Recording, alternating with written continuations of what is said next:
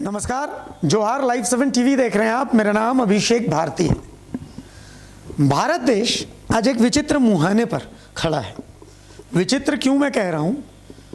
क्योंकि ये वही देश है जिस देश में कभी स्टीव जॉब्स आकर के और खुद को हासिल करते हैं। दुनिया से हार चुके स्टीव जॉब्स भारत के अध्यात्म को अपना करके और उसके बाद पूरे विश्व पर फतह हासिल करते हैं। ये वही देश है जहाँ पर अलेक्जेंडर महान को आत्मज्ञान हुआ था, जहाँ पर उसका विजय रथ जब रुका था तब अलेक्जेंडर को यह समझ में आया था कि युद्ध का रास्ता नहीं, शांति का रास्ता है जो कि उसके आत्मसंतुष्टि का रास्ता बन सकता है। ये वो देश है जहाँ सम्राट अशोक युद्ध के रास्ते को छोड़ करके और उसके बाद शांति के रास्ते पर चलने लगते हैं। हमारी अध्यात्म, हमारी संस्कृति इतनी मजबूत रही है और इसी अध्यात्म, इसी संस्कृति का हिस्सा रामचरितमानस भी है। लेकिन कमाल देखिए, इसी देश में आज इसी रामचरितमानस पर सवाल उठ रहे हैं, चाहे कुछ श्लोकों को लेकर के या रामचरितमानस के रचयिता तुलसीदास को लेकर के, श्लोकों को लेकर के ये कि भाई रामचरितमानस के जो श्लोक हैं, धीरज धर्म मित्र रु नारी आपत्काल पर रखिए चारी, तो इसमें भी नारी का जो उल्लेख हुआ, कहा जा रहा है कि नहीं, हमेशा से नारी को परिष्कृत करने के लिए इस तरीके के श्लोकों की रचना की गई है। शूद्र गंवार पशु नारी सब है ताड़न के अधिकारी, ताड़ने की ज़रूरत, पीटने की ज़रूरत बताई जा रही है। इसमें ऐसा कहा जा रहा है, सबके अपने अपने इसमें उद्गार हैं, सबके अपने अपनी इसको लेके एनालिसिस है। तो इसी विवाद को समझने के लिए असल में बहुत दिनों से मैं ढूंढ रहा था कि कोई ऐसे शख्स मिले जिनसे मैं अध्यात्म और विज्ञान दोनों पर बात कर सकूं। हर वो धर्म जिसमें क्यों की गुंजाइश रहती है, उस क्यों को समझने के लिए ही हम आ चुके हैं। मेरे साथ डॉक्टर एस.के. घोषाल हैं, जाने माने यूँ कहें कि एस्ट्रोलॉजर भी हैं, रांची यूनिवर्सिटी में असिस्टेंट प्रोफेसर भी हैं, और सबसे बड़ी बात है कि उस क्यों का सवाल लेकर के मैं आया हूं, उस क्यों का जवाब मुस्कुराते हुए देने के लिए इन्होंने हामी भी भरी। क्योंकि अब तक जितने भी ज्ञानियों के पास में गया तो वो कहते हैं या तो मुझे राजनीति पे नहीं पढ़ना या फिर मुझे जवाब नहीं देना। अब कारण चाहे जो ले लें। सर बहुत स्वागत है आपका लाइव 7 में। बहुत बड़ा इंट्रोडक्शन मैंने दिया है क्योंकि ये मुद्दा ही उतना बड़ा है, बहुत बड़ा मुद्दा है। एक यंग शख्स हैं जिन्होंने अध्यात्म का रास्ता चुना। हमने देखा है बहुत सारे IITians IIM से निकल करके लोग जब दुनिया से हारने लगते हैं तो उसके बाद वो अध्यात्म का रास्ता चुनते हैं। क्यों? क्योंकि at the end of the day जब आप सारे एक्सपीरियंसेस को पार पा जाते हैं तब आपके पास अध्यात्म का ही रास्ता होता है। दिस इज सच, मतलब ये ज्ञान विज्ञान है, एक साइंस है। तो जब मैं ये कहता हूँ कि एक साइंस है तो क्या मैं गलत कह रहा हूँ? बहुत सारे लोग मेरी बातों से वो एग्री नहीं होंगे। क्या आप मेरी बातों से एग्री होंगे?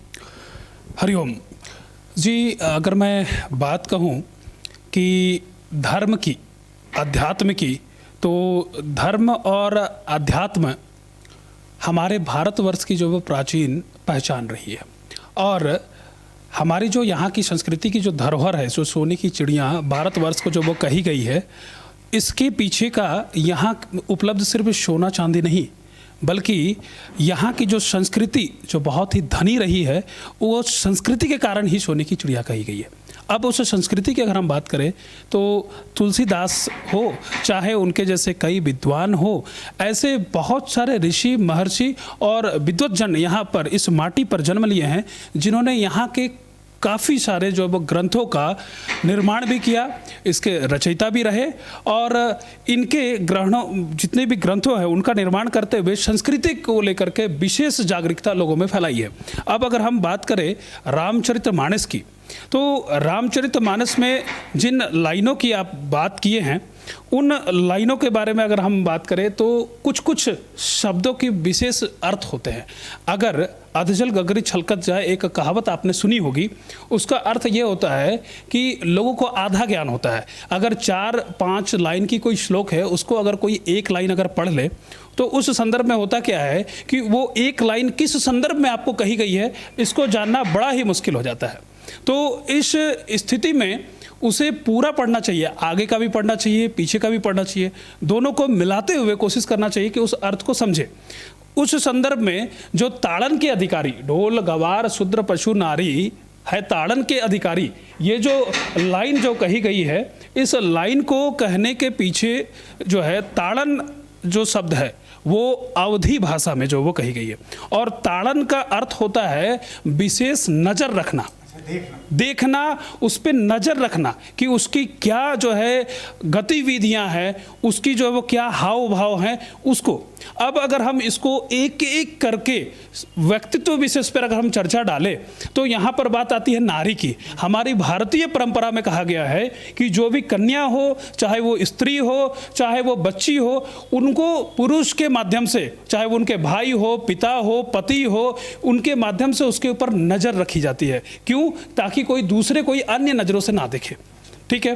दूसरा अगर हम बात करें शूद्रों की, अगर हम बात करें यहाँ पर शूद्र का अर्थार्थ जो है वो शूद्र जातिगत मतभेद फैलाने की बात नहीं की गई है। शूद्र का अर्थ है जो वर्ण व्यवस्था कर्म के हिसाब से रखी गई थी। शास्त्रों में श्लोक भी जो वो कहा गया है कि जन्मना जायते शूद्र संस्कारात द्विजुच्यते, जन्म से सभी शूद्र होते हैं, कोई भी ब्राह्मण वैश्य और क्षत्रिय का वो हिस्सा टैग लेकर के नहीं आता है। तो जन्म से सभी शूद्र होते हैं, संस्कारात द्विजुच्यते, संस्कार आते ही वो ब्राह्मण क्षत्रिय वैश्य बनते हैं। कहने का तात्पर्य शूद्र वो जिसमें संस्कार नहीं आए या जिसको ज्ञान नहीं हो, अज्ञानी हो। शूद्र का तात्पर्य अज्ञानी के लिए बोला गया है। अगर आप उन्हें किसी प्रकार का कार्य अगर आप सौंपते हैं तो आप उसको विशेष ध्यान में रखिएगा, क्योंकि अगर वो उस कार्य को भली भांति नहीं कर पाया तो आपको लाखों का नुकसान हो सकता है। इसलिए कहा गया है कि आप उसको नजर में रख के कार्य को करवाइएगा। अब रहा सवाल पशु, कोई भी पशु हो, अगर वो पूरी तरीके से ट्रेंड, ज्यादातर पशुएं जो होती है उसको हाँकना पड़ता है, अगर आप हाँकेंगे तो वो आपके अनुरूप दिशा में चलेगा और कार्य करेगा। तो इस कारण जो है वो पशु को हाँकने के क्रम में यहाँ पर ताड़न की शब्द आई है। ढोल की बात करें तो ढोल मतलब लकड़ी से उसको ढोल को पीटना या हाथ से पीटना ही ताड़ना नहीं होता है। मतलब ये होता है जब हम ढोल को हाथ से चाहे वो लकड़ी से किसी भी प्रकार से जब हम पीटते हैं तो हमें उस पर ये ध्यान देना कि हम किस प्रकार की ध्वनि उससे जो है वो उत्सर्जित कर रहे हैं। क्या वो कर्कश ध्वनि निकल रहा है, क्या वो मधुर ध्वनि निकल रही है, उस चीज़ को ध्यान देते हुए हम ढोल को टाड़ेंगे। मतलब कि हम ध्यान में रख करके बजाए ताकि उससे मधुर ध्वनि उत्पन्न हो। तो इस संदर्भ में ये सारी बातें जो वो यहाँ पर कही गई है। अब रहा सवाल कि अगर तुलसीदास जी का शूद्रों के प्रति अगर किसी विशेष प्रकार की टिप्पणी करने का इरादा होता है तो वही श्री रामचंद्र शबरी, निषाद और केवट के सहायता से उस युद्ध को जो वो जीत नहीं पाते, बिना उनकी सहायता से, और वो उनकी सहायता लेते भी नहीं। अगर पशु से विशेष किसी प्रकार की टिप्पणी करनी होती तो वो ना वहाँ पर वानर प्रजाति के, ना वहाँ पर जामवंत से, ना वहाँ पर वो पक्षी से जो है वो उनसे किसी भी प्रकार का वो मदद लेते।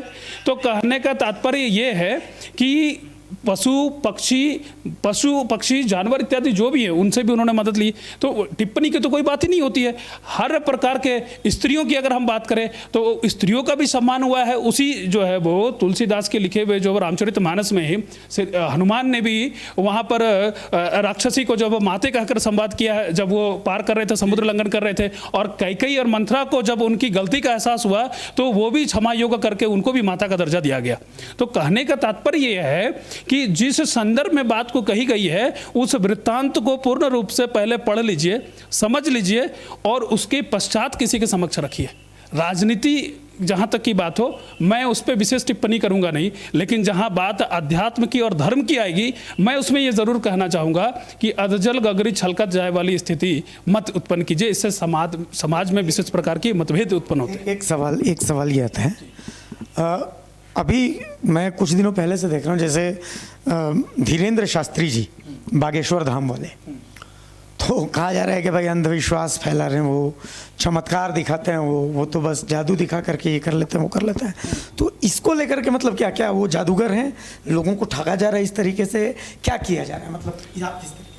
देखिए, अगर मैं इसकी बात करूं तो जादूगर या लोगों को ठगने की बात ये तो वही कहेंगे जिनको पूर्ण रूप से हमारे सनातन परंपरा की जो सिद्धि, जो तप और साधना की बात है उनके बारे में उनको नहीं पता हो। इसी माटी पर रामकृष्ण परमहंस जन्म लिए जो माँ काली को साक्षात भोजन कराते थे।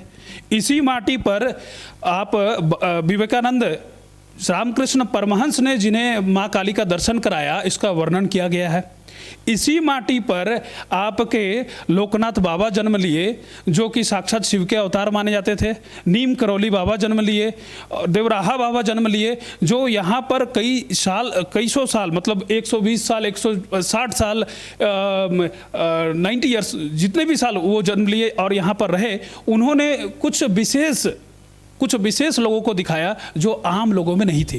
कहने का तात्पर्य क्या है कि अगर आप तप के माध्यम से अपने संस्कार में जो भी आपको धर्म और अध्यात्म के प्रति सिखाया गया है, किसी मंत्र विशेष पर सिद्धि प्राप्त करके, अगर अपनी इष्ट की आराधना करके अगर आप उनको प्रसन्न कर लेते हैं, तो आप में वो शक्ति आएगी जो कि अन्य लोगों में नहीं रहेगी। अब उस चीज़ को अगर आप नहीं समझ पा रहे हैं तो जाहिर सी बात है कि आप उसको जादू कहिएगा, आप उसको अंधविश्वास कहिएगा। बस यही चल। मैं मतलब कुछ चीज़ों का उदाहरण दे रहा हूँ। बॉयकॉट कल्चर बहुत ज़्यादा अभी चल रहा है फिल्मों को लेकर के। एक फिल्म आई थी, आपको याद होगा, फिल्म थी पीके। तो उसमें आमिर खान बोलते हैं, एक तपस्वी बाबा होते हैं, उनसे कहते हैं कि भाई आप मतलब मान लिया कि जो भगवान है रंग नंबर है, ये वो कहता है कि भाई अगर भगवान होंगे तो वो कहेंगे कि भाई कोई बीमार है तो तुम यहाँ पर मुझे चढ़ावा देने की जगह, मुझे चढ़ाने की जगह इतने किलोमीटर दूर आकर के वहाँ आकर के और वहाँ आकर के चढ़ाओ, तब वो ठीक होंगी। इस तरीके के लॉजिक्स प्रोवाइड किए जाते हैं। ओ माय गॉड में यही चीज़ परेश रावल करते हैं। मतलब सब जगह भगवान के ऊपर एक जो है वो सवाल उठाया जाता है।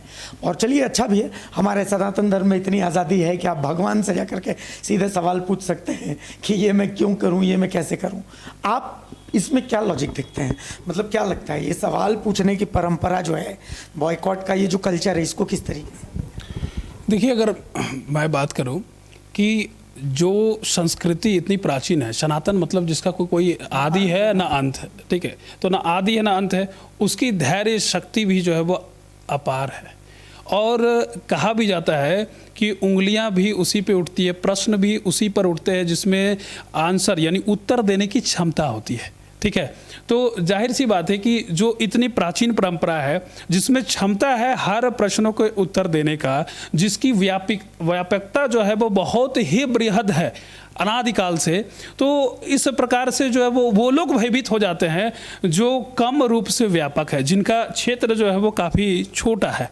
ठीक है, तो वो अपना अस्तित्व को बचाए रखने के लिए, अपने अस्तित्व को फैलाने के लिए इस प्रकार की स्थिति उत्पन्न करेंगे ही, क्योंकि भय है उनके मन में। अगर भय अगर हमारे मन में होता, हम ये सब चीज़ें फैलाते, लेकिन हमें तो पता है कि हमारी जो जड़ें हैं ना वो बहुत ज़्यादा गहरी हैं। कितना भी आंधी तूफान आ जाए, जिस पेड़ का जड़ काफ़ी, वृक्ष का जड़ गहरा होता है वो कभी भी तुरंत नहीं गिरता है, लेकिन जिसका जड़ काफ़ी गहरा नहीं होता है आंधी तूफान में सबसे पहले वही गिरता है। ठीक है, तो इसीलिए ज़्यादा हिलता भी वही वृक्ष है। फिर से मैं वही एग्जांपल देता हूँ, मुन्ना भाई MBBS का पार्ट 2 था, लगे रहो मुन्ना भाई। उसमें भी एक तपस्वी महाराज होते हैं, माथे पर मुन्ना भाई बंदूक लगाते हैं कि बता अगले 15 मिनट में तेरा भविष्य क्या होने वाला है। तो भाई 15 मिनट में जब तेरे भविष्य का तुझे पता नहीं है तो तू दुनिया को कैसा भविष्य बताएगा, ये उसका सवाल होता है मुन्ना भाई का। इस तरीके से आपकी जो एस्ट्रो की जो साइंस है, इस साइंस का मजाक बनाया जाता है। कैसे जवाब? देखिए, बड़ा ही सरल जो है वो इसका उत्तर है। ठीक है, हमारे यहाँ पर आप मौसम विभाग वाले हैं जो भविष्यवाणी करते हैं, जो कहीं ना कहीं हमारे ज्योतिष शास्त्र में, मंडेन एस्ट्रोलॉजी में उसका एक पार्ट है। मौसम की भविष्यवाणी करना आज से 500, 1000, 2000 साल पहले की लिखी हुई जो है वो ऋषि मुनियों की पुस्तकों में।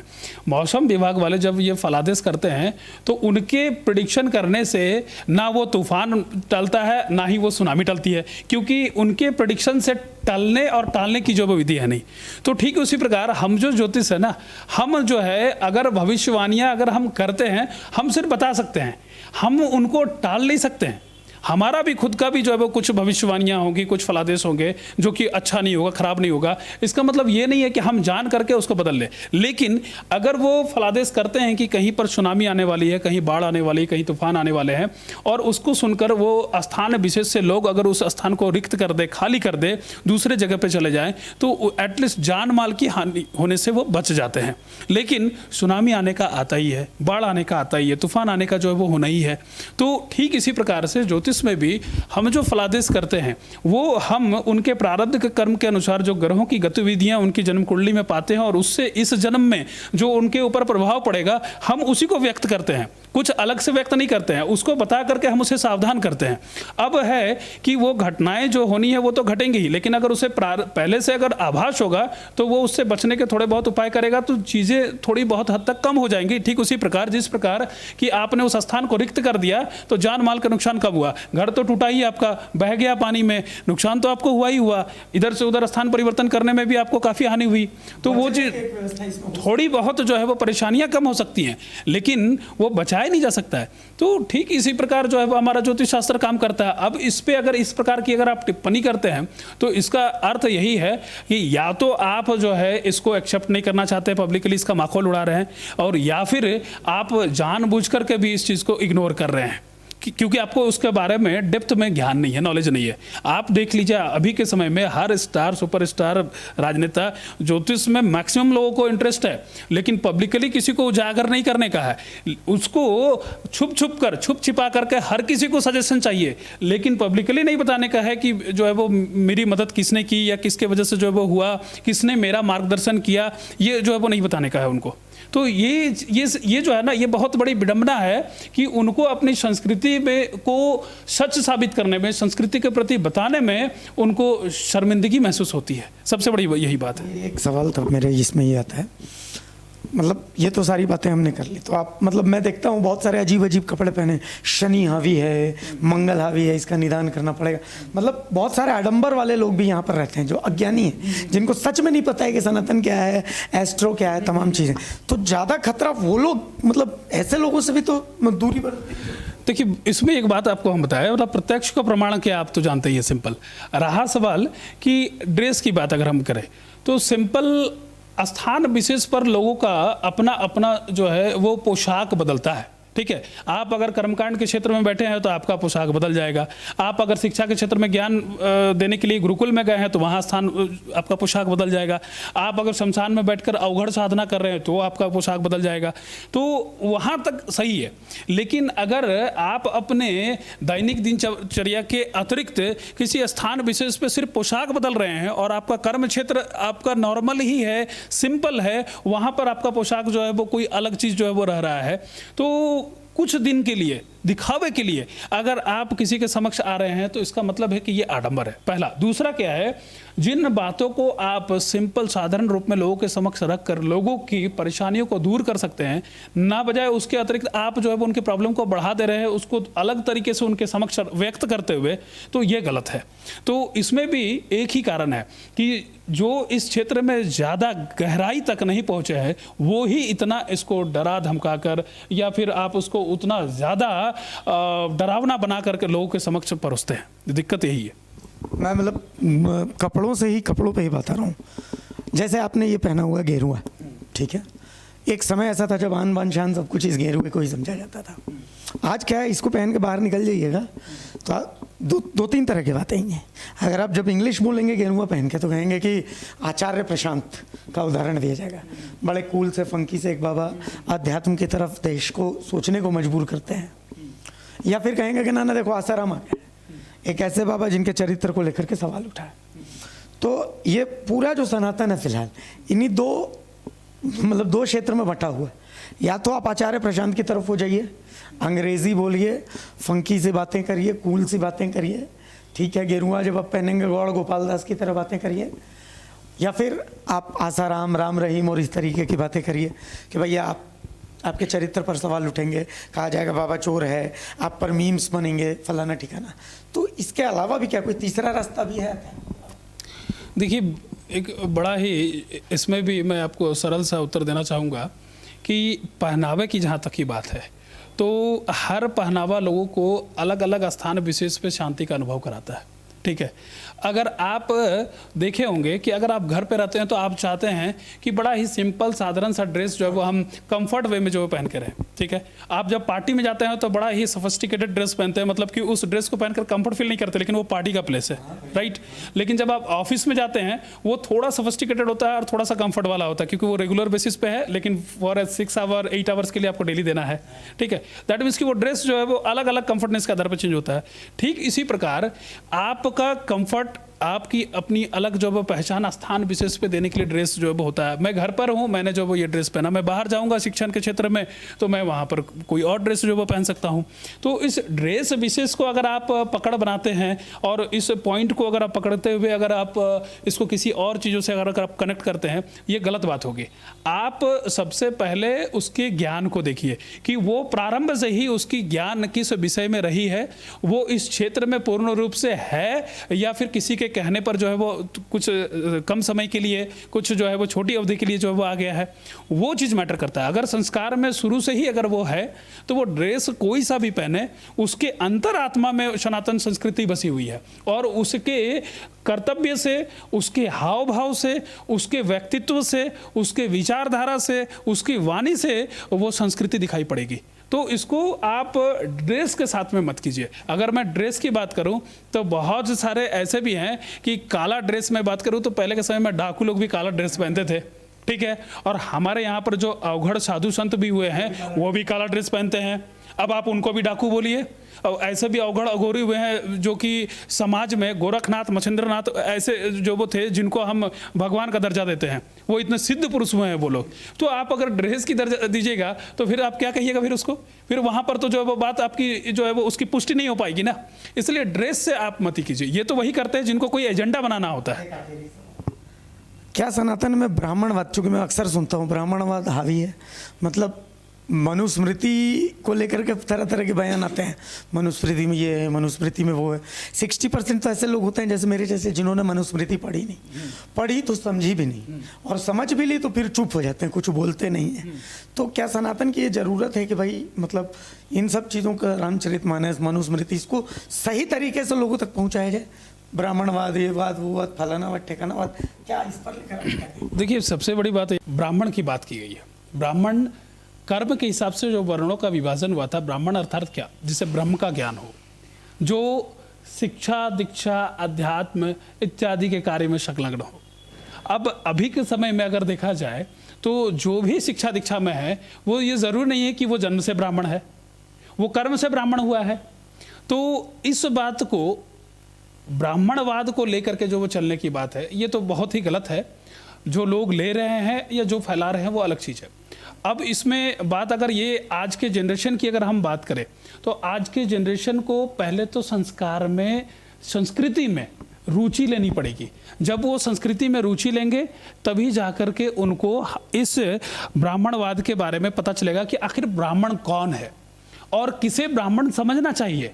एक ब्राह्मण है अगर वो व्यसन में डूबा हुआ है, मांस मदिरा में जो वो डूबा हुआ है, वो अपने कर्म से विपत हो गया है, तो वो ब्राह्मण नहीं है। अगर वो ब्राह्मणवाद की चीज़ों को ढो रहा है तो आज के जनरेशन को पहले तो समझना होगा कि हम ब्राह्मण का दर्जा किसे दें। तो सबसे पहले ब्राह्मण और ब्राह्मणवाद के लिए पहले समझना होगा आज के जनरेशन को, संस्कृति से जुड़ना होगा। और जब वो जुड़ेंगे तभी, ऐसा नहीं कि 2-4 लोग कोई प्रश्न उठाए किसी ब्राह्मणवाद पे और सभी के सभी भेड़िए दशान की तरह उसके पीछे चले गए। इस तरीके से नहीं होता है। और रहा सवाल, जिसने ब्रह्म का ज्ञान प्राप्त किया, ब्राह्मण वही कहलाया। ये ज़रूरी नहीं कि वो जन्म से हो। ऐसे बहुत सारे महापुरुष, दिव्य पुरुष हुए हैं और उनकी प्रतिमाएं मंदिर में लगी हुई हैं और उनकी पूजा इत्यादि हो रही हैं आज के समय में। तो हम ये नहीं कहेंगे कि गुरु रविदास की अगर हम बात करें, साक्षात भगवान की कृपा थी। अब वो जूता चप्पल जो सिलाई करते थे, लेकिन भगवान जो है वो नतमस्तक उनके समक्ष जो है वो इतने बड़े भक्त थे। तो कहने का तात्पर्य क्या है कि वो मन से ब्राह्मण थे, ब्रह्म का ज्ञान था उन्हें। और सिर्फ वही नहीं, उनके अतिरिक्त भी शबरी में भी वो भाव था, तभी प्रभु श्री रामचंद्र उनके जूठे बैर खाए। तो ऐसा कोई भी बात नहीं है। बात सिर्फ एक ही मुद्दा है यहाँ पर कि जो आज का जनरेशन है वो पूर्ण रूप से संस्कृति में गया नहीं है। अगर वो पूर्ण रूप से संस्कृति में अपने झुकाव, अपने रुझान को अगर वो बढ़ाएगा तो वो समाज में ही इन चीज़ों का काट खुद ही कर सकेगा। एक सवाल मेरा ये है, मतलब चूंकि ये बात है इसीलिए जैसे ये जो रंग है या ये जो साधु है, ये वेशभूषा, टिकट, तिलक, तमाम चीज़ें हैं। फॉरवर्ड बैकवर्ड दो तरह की बातें होती हैं। फॉरवर्ड लोग ये करते हैं, क्या बैकवर्ड लोग भी ये गेरुआ धारण कर सकते हैं, ये तिलक लगा सकते हैं? वो जो बहुत लोग कहते हैं कि नहीं मुझे छू दिया, मैं शुद्ध हो गया, तमाम चीज़ें इस तरीके की, तो क्या है मतलब इन सब का कॉन्सेप्ट क्या है? देखिए, अभी थोड़ी देर पहले मैंने एक श्लोक कही थी कि जन्मना जायते शूद्रा संस्कारात द्विजुच्यते। जन्म से सभी शूद्र होते हैं, ठीक है। संस्कार जैसे जैसे उसमें आते हैं वैसे वैसे जो है वो शूद्र से वैश्य, वैश्य से क्षत्रिय, क्षत्रिय से ब्राह्मण, जैसा उन्होंने संस्कार लिया, जैसा वो कर्म में लीन हुए, ठीक उसी प्रकार उनमें जो है वो भाव आ गया, उस वर्ण की जो है वो भाव आ गई, उस वर्ण का प्रभाव उसके ऊपर में आ गया। तो अब यहाँ पर जो प्रश्न है कि वो छू दिया, उसे अछूत हो गया है, कुछ नहीं है। आप सिंपल सा बात है कि डेली प्रतिदिन जो है आप शौच इत्यादि निर्वृत्त क्रिया से जो है वो शुद्ध होकर के प्रभु स्मरण में पूजा पाठ में लीन होते हैं, ठीक है। क्यों नहीं आप घर के नाले की सफाई करके और उसके पश्चात सीधे जो है वो भगवान के पास आकर के और अगरबत्ती दिखाना प्रारंभ कर देते हैं? क्यों नहीं आप अपने जो है वो घर के चारों तरफ की सफाई किए और सफाई करने के पश्चात जो है वो हाथ पैर धो करके ही आ गए पूजा करने के लिए? आप क्यों वहाँ पर कपड़े बदलते हैं? आप क्यों वहाँ पर स्नान करने के लिए जाते हैं और तरीके से स्नान करते हैं? क्योंकि आपने उस दिन विशेष सफाई की है, अपने घर के आसपास के नाले की, अपने घर के जो है वो प्रांगण की सफाई की है, विशेष सफाई की है आपने। तो आप जो वो विशेष अपनी शुद्धता के लिए स्नान करते हैं, पूर्ण रूप से अपने आप को शुद्ध करते हैं, अपने वस्त्रों को भी पूर्ण रूप से आप धोते हैं। कहने का तात्पर्य ये हुआ कि आप अगर कर्म से निर्वृत्त होकर के शुद्ध हो गए हैं तो आपका प्रवेश वर्जित नहीं है। किस मंदिरों में, कौन से ऐसे प्राचीन मंदिर है जहां पर लिखा हुआ है शूद्रों का आना, वैश्यों का आना ऐसा मना है? ऐसा कुछ नहीं है। अरे एक ब्राह्मण भी अगर कार्य अगर शूद्र वाला सफाई इत्यादि करके अगर वो अछूत हो जा रहा है तो वो भी मंदिर नहीं जाएगा, वो स्वतः नहीं जाएगा, वो अपने घर के मंदिर में अगरबत्ती दिखाने के लिए नहीं आएगा। उसे पहले खुद को स्वच्छ करना होगा, शुद्ध करना होगा, तभी वो फिर जाएगा। कहने का तात्पर्य क्या है, जब तक आप उस क्रिया से लिप्त हैं तभी तक ये बात होती है। जैसे ही आप क्रिया को पूर्ण किए, अपने आप को शुद्ध किए, आप जा सकते हैं। इसमें छूत और अछूत की कोई बात ही नहीं है। अवधि विशेष और क्रिया विशेष की बात है, बस, और कुछ नहीं है। तो देखिए, बहुत सारे सवाल थे मन में, जिन सवालों को लेकर के हम इनके पास पहुंचे थे, इसके घोषाल साहब के पास, डॉक्टर इसके घोषाल साहब के पास। तमाम सवालों के इन्होंने जवाब दिए और बिल्कुल बेबाकी के साथ दिए। इन्होंने बताया हर वो चीज़ जहाँ पर दिक्कत है उसका एक दृष्टिकोण जो है, क्या दृष्टिकोण होना चाहिए और क्या दृष्टिकोण है, इन दोनों के बीच का अंतर इन्होंने बताया। फिर भी हो सकता है अभी मैं यहाँ से इस इंटरव्यू के बाद जाऊँगा, सोशल मीडिया पे आप भी बहुत सारे सवाल करेंगे, मैं फिर उन सवालों के साथ इनके पास आऊँगा। सर, मैं फिर आऊँगा आपके पास, क्योंकि बहुत सारे सवाल था कि सनातन को लेकर के जो मन में लोगों के सवाल है, उन सवालों को हम लोग हटा सकें कम से कम। तो बहुत शुक्रिया आपका इसके घोषाल साहब, डॉक्टर इसके घोषाल के, आपने अपना वक्त दिया हमें। हमने बहुत सारे सवालों के जवाब लिए, आगे भी कुछ ऐसे सवाल होंगे जिन सवालों के जवाब लेने के लिए हम आएंगे। लेकिन फिलहाल अज्ञानता और क्यों, इन दोनों के बीच की एक कड़ी बनने की कोशिश की हमने। उम्मीद है कि जो सवाल थे उन सवालों को हमने बिल्कुल निष्पक्षता के साथ पूछा है और उसी वाक्पटुता के साथ घोषाल साहब ने इनके जवाब दिए हैं। सहयोगी राधे के साथ मैं अभिषेक भारती, लाइव 7 टीवी, रांची।